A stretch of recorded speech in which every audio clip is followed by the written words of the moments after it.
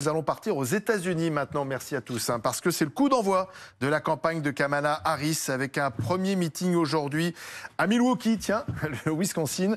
Nous retrouvons sur place Benoît Ballet, meeting très attendu. Kamala Harris est déjà arrivée sur place ? Alors, elle est dans l'avion, elle doit arriver dans quelques heures, Kamala Harris. Effectivement, meeting très attendu parce que ce sera le premier depuis que, elle a été soutenue par le président américain Joe Biden, lui qui s'est, vous le savez, retiré de cette course, à la Maison-Blanche.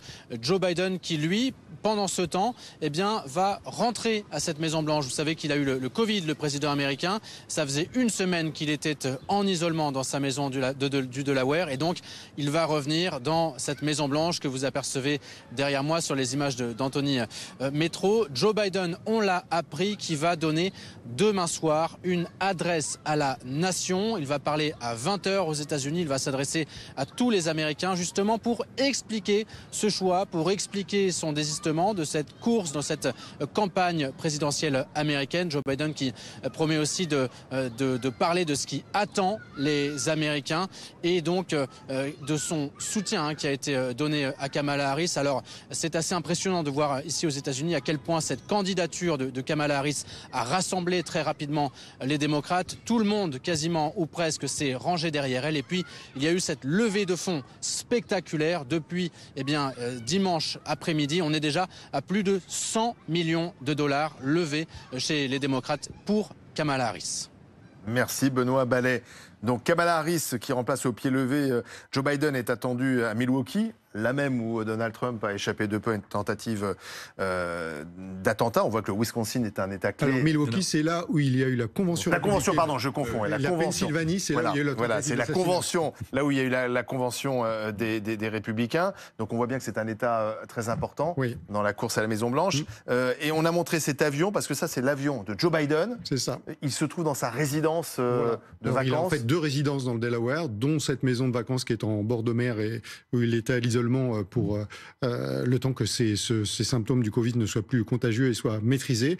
Et cet avion va le ramener à la Maison-Blanche ce soir, effectivement, et on attendra demain, donc, à 20h, heure de Washington, c'est-à-dire à 2h du matin à Paris, son allocution, sa première prise de parole devant les Américains depuis l'annonce de son retrait. Ça sera à suivre, évidemment, en direct sur BFM TV. Oui, il avait envoyé une lettre, mais il n'avait pas publiquement expliqué pourquoi il s'était retiré. On a une Kamala Harris qui semble sûre d'elle. Elle dit qu'elle a reçu le soutien d'un nombre suffisant de délégués démocrates pour être candidate prochainement, la candidate démocrate. Oui, alors il y a beaucoup de bonnes nouvelles depuis l'entrée dans cette compétition de Kamala Harris. Elle est effectivement désormais certaine d'avoir l'investiture de son parti parce qu'il y a une majorité de ces délégués démocrates qui se sont engagés en sa faveur. Elle a levé plus de 100 millions de dollars en l'espace de 24 heures. Pour vous donner une idée, Olivier, 100 millions de dollars, c'est ce que Joe Biden avait réussi à lever au cours des 3 mois précédents. Et là, elle a levé ça en 24 heures.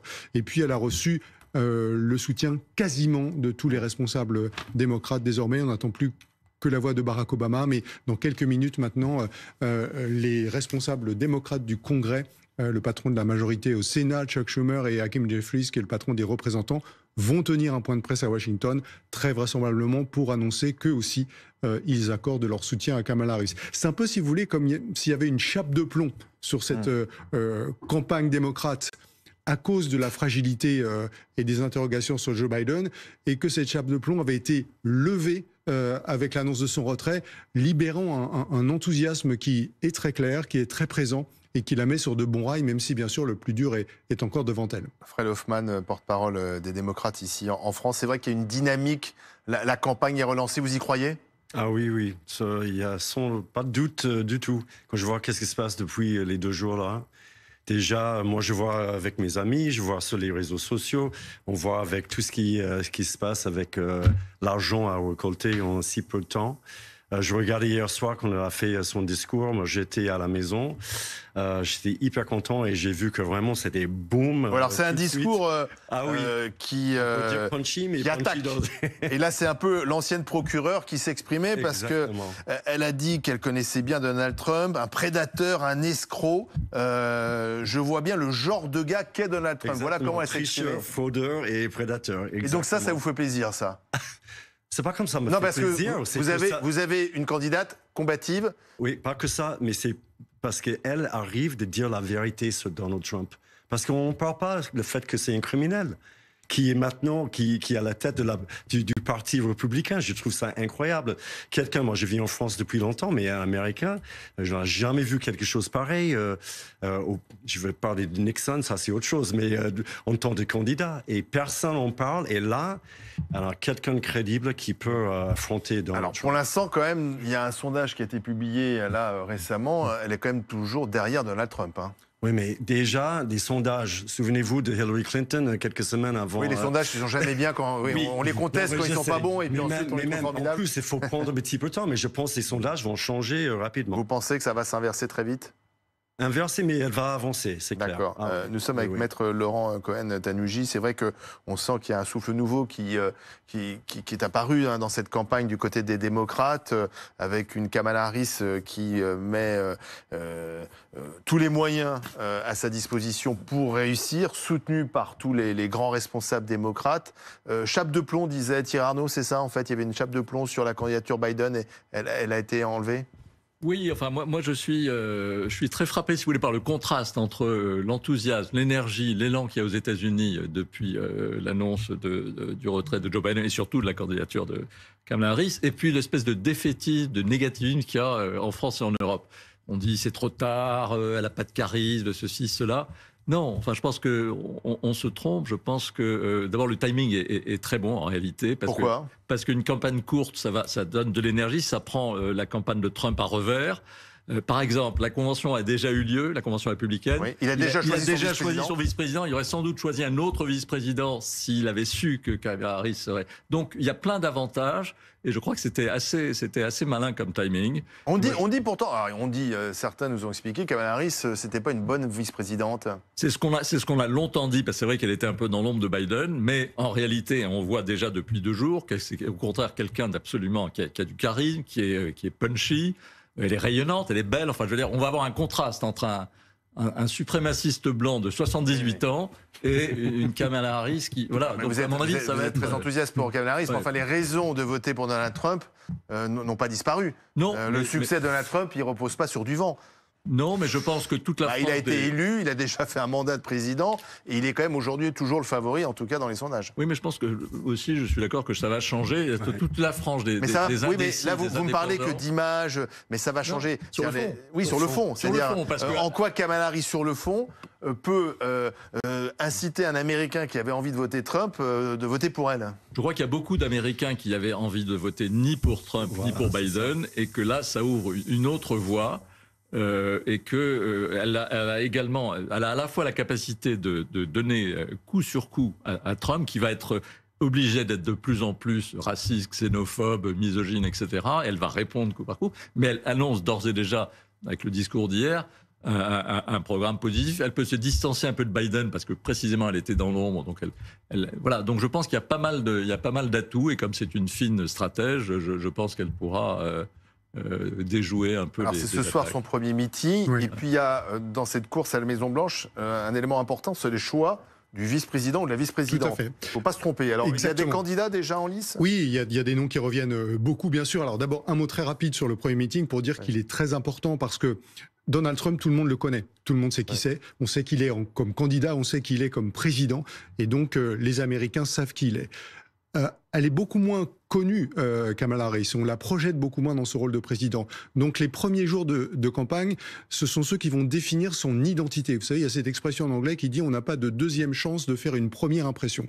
Et donc on va voir se livrer une bataille entre Kamala Harris, qui va devoir dresser son portrait d'elle-même, et évidemment les républicains et Donald Trump, qui vont essayer à leur tour de dresser un portrait évidemment totalement différent et totalement négatif de Kamala Harris. Et donc ce combat pour nous dire et pour dire aux Américains qui est Kamala Harris, il commence ce soir au meeting et il va être crucial pour la suite de la campagne. Courte, hein. Exactement. Donc il ne peut pas perdre de temps. Voilà. Et dans la définition de cette identité plus largement, il y aura évidemment le colistier qui est très important. Donc il y a 3-4 noms qui sont beaucoup revenus et qu'on va voir apparaître à l'écran, qui sont pour l'essentiel des gouverneurs. Andy Beshear, qui est le gouverneur du Kentucky, Roy Cooper, qui est le gouverneur de Caroline du Nord, Mark Kelly, qui est un sénateur de l'Arizona, et Josh Shapiro, qui est le gouverneur de Pennsylvanie. Donc ils ont pour point commun d'être des hommes, d'être tous expérimentés avec des expériences assez différentes et d'être des élus de ces fameux swing states. Et donc, ils ont 2 rôles, en fait, dans cette campagne. Le premier, c'est de compléter à l'échelle nationale l'image de Kamala Harris et lui apporter des choses qu'elle n'a pas. Et évidemment, essayer de faire basculer. Prenons l'exemple de l'Arizona et de Mark Kelly parce qu'il est très intéressant.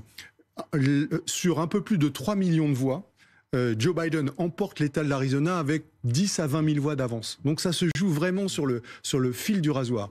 Mark Kelly, il est intéressant aussi parce que c'est un élu de l'Arizona et vous allez voir pilonner, et d'ailleurs il a prévu une conférence de presse sur ce sujet ce soir, Donald Trump, les républicains pilonner sur l'immigration et sur le rôle qu'a joué Kamala Harris dans l'administration Biden sur ce sujet de l'immigration. Et enfin, le profil de Mark Kelly est très intéressant. Un pilote de l'aéronavale, un militaire, commandant de la navette spatiale. Il a fait 4 missions pour la NASA en tant que pilote et en tant que commandant d'une navette spatiale. Il a des états de service éblouissants. Il a été un peu plus conservateur que la moyenne des démocrates. Ça vous dit quoi concrètement? Ça vous dit que ça va être très difficile, si c'est lui, pour les républicains de Donald Trump, d'aller attaquer un Mark Kelly, par exemple, en disant cet homme-là n'est pas un grand patriote américain, parce que de toute évidence, il l'est. Ouais. On a dit que, vous avez dit tout à l'heure que si Donald Trump avait su que c'était pas Biden mais Kamala Harris, il aurait sans doute pas choisi J.D. Vance comme vice-président. Pourquoi? Là, on a en fait deux hommes blancs, plutôt nationalistes, suprémacistes. Je pense que s'il avait su que c'était Kamala Harris, il aurait sans doute choisi quelqu'un qui aurait pu un peu contrer être plus attractif pour les minorités, les jeunes, les Afro-Américains, etc. Donc là, je pense qu'il est pris de court.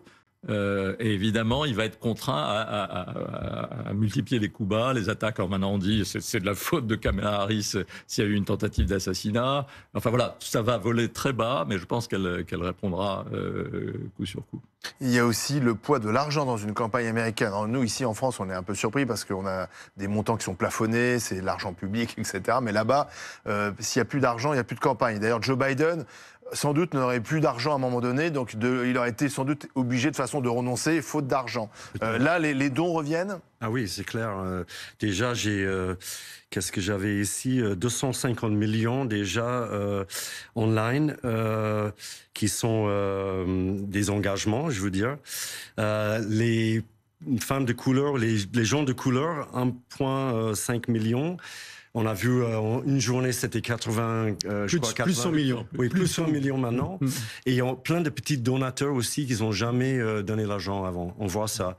Et je pense qu'on va continuer de voir ça. Et on va voir aussi, comme vous avez dit, les gens qui pensaient peut-être pas voter pour Trump, mais ils vont revenir. Et ce que j'ai dit aussi pour Kamala Harris, ça soit les femmes qui vont venir en masse. Voter pour une femme? Absolument, pourquoi pas? Non, mais je pose la question parce que les femmes ne votent pas forcément pour une femme dans une campagne. C'est pas si simple que ça. C'est qu'elle représente, surtout depuis un moment, elle mène une campagne et aussi pour les droits des femmes. Le droit à l'avortement. D'ailleurs, elle a dit qu'elle mettrait ce droit à l'avortement au cœur de sa campagne pour se distinguer, bien sûr, de Donald Trump. Ça et l'état de droit aussi, qui évidemment où elle est bien placée pour combattre. En tant qu'ancienne procureure, elle va beaucoup jouer sur ce contraste, elle, l'ancienne procureure, face à un homme qui a été condamné. Oui, exactement. L'ancienne procureure de Californie qui va défendre la démocratie, l'état de droit et qui sera dépeinte par le camp adverse comme une Californienne de gauche qui défend des valeurs woke et qui a contribué à ouvrir en grand la frontière à des immigrés illégaux qui venaient massacrer les Américains. Je vous disais tout à l'heure que Donald Trump organise une conférence de presse téléphonique tout à l'heure qu'il a sobrement intitulée « Le bain de sang à la frontière » créé par Kamala Harris. Ça vous donne une idée de la teneur de la campagne. Elle était en charge du contrôle de l'immigration. Alors non. En tout cas, c'est un dossier que Biden lui a donné. Oui, ça c'est ce que racontent les Républicains. En réalité, il lui a confié une mission au début de ce mandat qui était de travailler sur les racines de l'immigration. Et ça, concrètement, ça voulait pas du tout dire qu'elle était responsable de la police à la frontière. Ça voulait dire qu'elle était responsable des dossiers d'aide économique des pays d'Amérique centrale d'où partent les immigrés. Donc c'est évidemment très, très différent. mais ce genre de nuance, évidemment, ne sera pas défendu par les Républicains. Que va devenir Joe Biden? Il va s'effacer ou est-ce qu'il va participer à la campagne? Alors il dit, lui, qu'il va participer à la campagne. Il reste président, quoi qu'il arrive. Alors c'est ce qu'il dira notamment demain dans son allocution. Hein. D'abord, il défendra son bilan. Ensuite, il dira qu'il entend exercer sa présidence donc jusqu'à la fin. Il n'est plus en capacité d'être candidat, mais il est en capacité d'être président. Ça sera le grand sage du parti, en fait, le patriarche qui viendra soutenir Kamala Harris dans la campagne. Et autant il était contesté en tant que candidat, autant dans ce rôle de patriarche qui vient passer le relais, il sera beaucoup plus populaire et il ira notamment dans des meetings soutenir Kamala Harris. Et même de gouverner, les gens disent, est-ce qu'il est capable de terminer son mandat? Il n'est pas capable de faire une campagne, donc est-ce qu'il est capable de gouverner? Non, c'est pas une question de s'il est capable ou pas. Il a pris une décision, et je crois que c'est bon. Il a dit qu'en fait, pour le pays, il a mis pays avant parti, il peut gouverner, mais il a vu que peut-être il ne peut pas gagner l'élection. Alors il y a une différence pour gouverner. Alors que là, il y a une chance de gagner maintenant. Capacité. Et en plus, après, il va prendre sa retraite. Ce qu'il n'a pas fait il y a quelques années déjà, c'est lui qui est revenu quand il a vu que Trump était là. Et lui, il pouvait avoir une vie tranquille. Hein. Il a choisi de faire autre chose. Non, mais c'est vrai en plus. 82 ans, quoi. Oui, 82 ans, il a bien mérité. Il va profiter de sa vie. Merci à tous. On parlera bien sûr ce soir sur BFM TV de ce premier meeting de Kamala Harris et demain soir, donc Joe Biden qui parlera directement aux Américains. Ça sera également à suivre sur notre antenne.